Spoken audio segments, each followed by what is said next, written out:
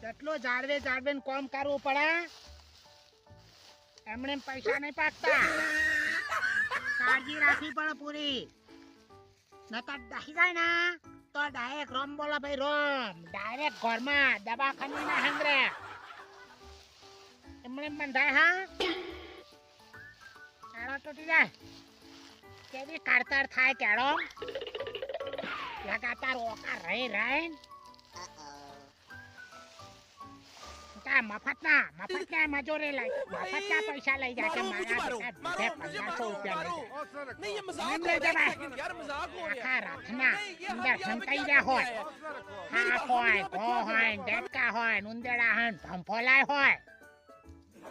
કાળા કાળા ભમર આમ દહી જાય ને તો ડાયરેક્ટ દવાખાનું ભેગા